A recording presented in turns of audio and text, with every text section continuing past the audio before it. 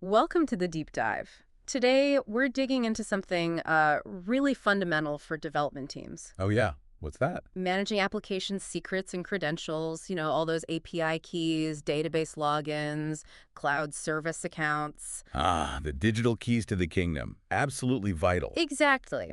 And we want to explore how getting this right, or, well, wrong, really affects how new team members get onboarded and how teams, work together. It's a huge topic because we're just swimming in these credentials these days, aren't we? Totally. And if you don't have a solid system, they just scatter. You find them buried in old emails, maybe a spreadsheet somewhere. Or Slack messages from months ago, right? Oh, definitely. Forgotten corners of Slack. It happens all the time. Okay, so it sounds messy, sure. But what are the real downsides, beyond just being untidy? Well, the folks at Planet Argon, they're a Ruby on Rails agency. They wrote this great blog post we're looking at. Okay.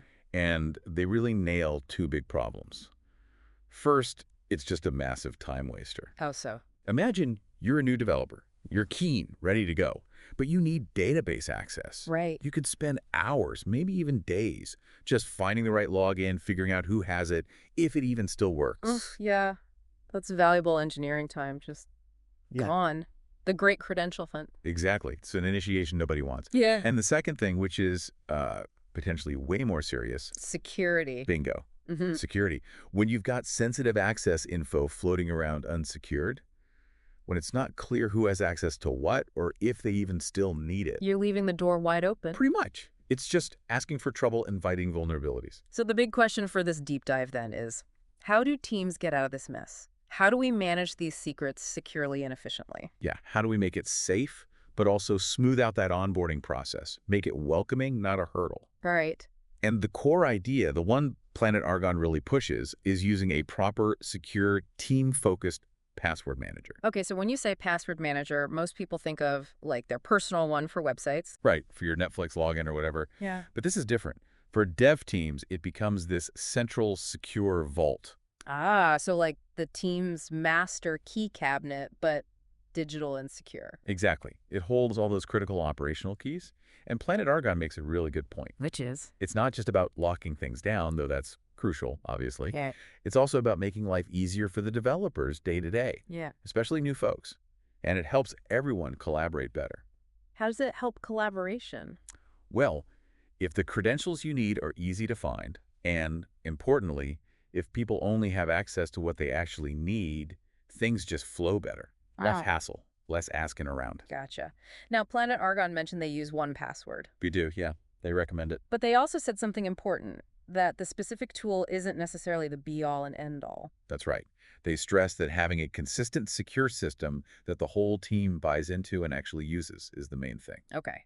But what was it about 1Password that they highlighted? What makes it good for dev teams specifically? They pointed out a few things. Shared vaults are a big one. So you can group secrets together. Exactly. Like all the stuff for Project X or all the staging environment keys. And then you grant access based on roles, not just individuals. Makes sense. And tagging. Yeah, tagging is super useful for organizing. You can tag by environment production, staging, development, or by system, like Stripe API or Yeah. AWS database. Whatever works for your team. So you can find things quickly. Right. And the command line access, Hmm. we'll get more into that, but it's a huge plus for developers. Okay, so it's more than just storage. It's like a purpose-built filing system for these kinds of secrets. That's a good way to put it. And their best practices really make it practical. Like what? Well, using those shared vaults with role-based access control, that's key. Role-based access, so people only see what they need for their job. Precisely. The principle of least privilege. You don't want, the marketing intern accidentally getting production database keys. Definitely not. What else? Logical organization. Grouping by environment, like staging database password or production payment gateway key. Makes finding stuff easier, especially under pressure, I bet. Totally. When something's broken, you need that info fast. And they mentioned adding notes or metadata. That sounds simple but useful. Oh, it's incredibly useful. Think about it knowing when a key was last rotated, or what it's specifically used for, or maybe who's the main contact for it. Yeah, context is everything. Could save hours of guesswork during troubleshooting. For sure.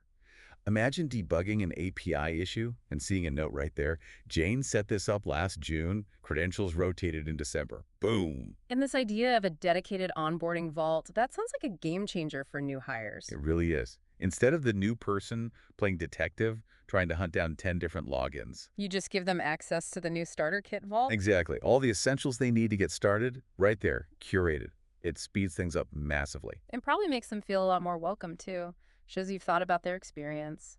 Absolutely. It sets them up for success from day one. So putting these together, shared manager, good organization, notes, onboarding vault, what are the big wins Planet Argon sees? Well, faster onboarding, obviously, we've hit that one hard. Right. But also more effective troubleshooting. If Yeah. everyone can quickly get the right credentials, fixing problems is just smoother. Less, hey, does anyone have the password for it? In Slack. So much less of that. It cuts down that back and forth dramatically. Think of the cumulative time saved. Yeah, it adds up. And they mention Rails apps, but this applies everywhere, right? Oh, absolutely. Any kind of development, these are universal problems and solutions. Okay, let's shift gears slightly. SSH access. That's often a bit of a headache, managing keys securely. It really can be, especially with multiple developers, multiple servers, maybe inconsistent key rotation. It gets messy fast. So how does a password manager help here? Well, tools like 1Password let you store your SSH key pairs, the private and public parts, securely right inside a vault. Ah, okay. So no more loose Adressa files floating around. Ideally, yes. And you can label them clearly, like prod web server deploy key. That labeling seems crucial to avoid using the wrong key. Absolutely. And adding notes what it's for, who should use it, adds another layer of safety. But the really cool part they mention is the built-in SSH agent. Okay, tell me more. Does this mean no more copying .pem files everywhere? That's the idea. Instead of developers managing local copies of keys, the agent handles the authentication. It uses the keys stored securely in the password manager vault to authenticate you when you try to SSH kind of in the background. So the private key itself never needs to be copied onto your local machine. Exactly. It dramatically reduces the risk of those sensitive keys getting exposed or lost. It's just cleaner, safer, and honestly, less fiddly. Wow, okay. That sounds like a significant improvement for security and just developer convenience. It really is. All right, what about local development? Developers need API keys, database passwords, all sorts of things just to run the app on their own computer. Yeah, another common scenario.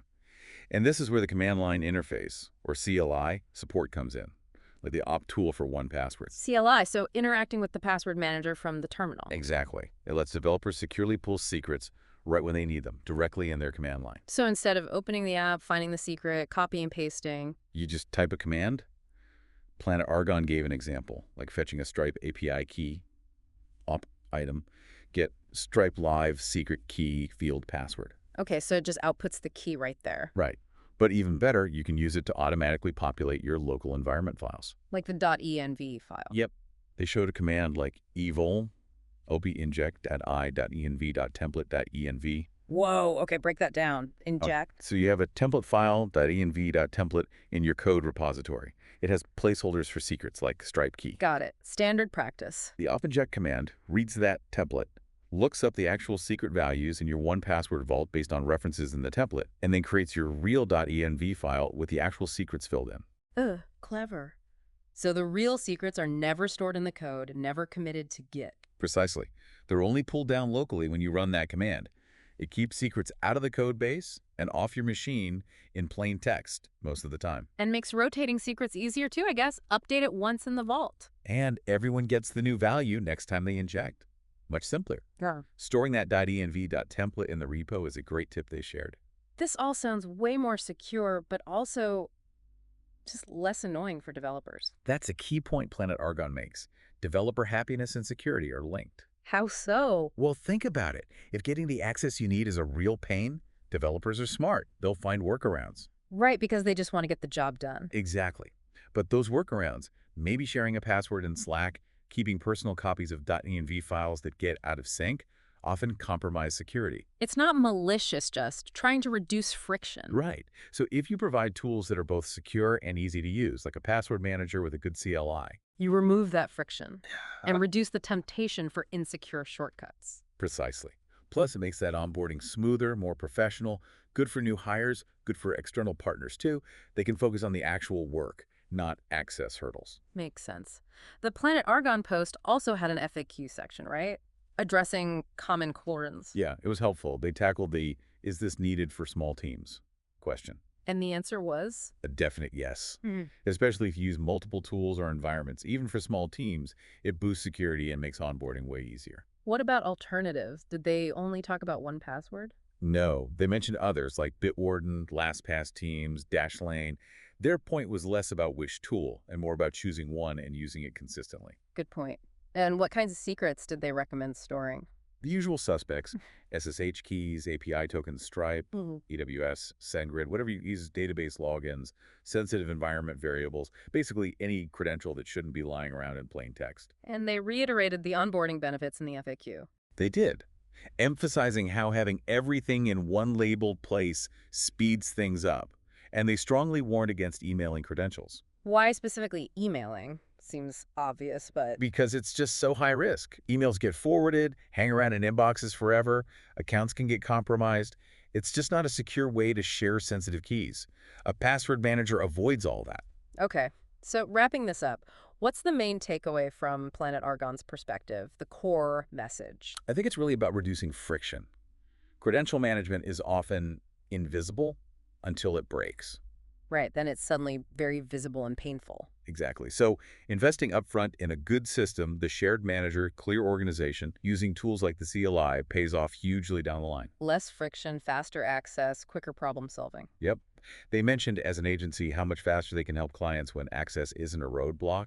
It lets them get to the real work sooner. And it really sounds like being proactive instead of reactive, setting up guardrails. That's a great way to put it. And they even offer services like reviews and audits to help companies spot these gaps. Interesting. They practice what they preach then. Seems like it. Yeah. Helping companies build that secure, efficient environment.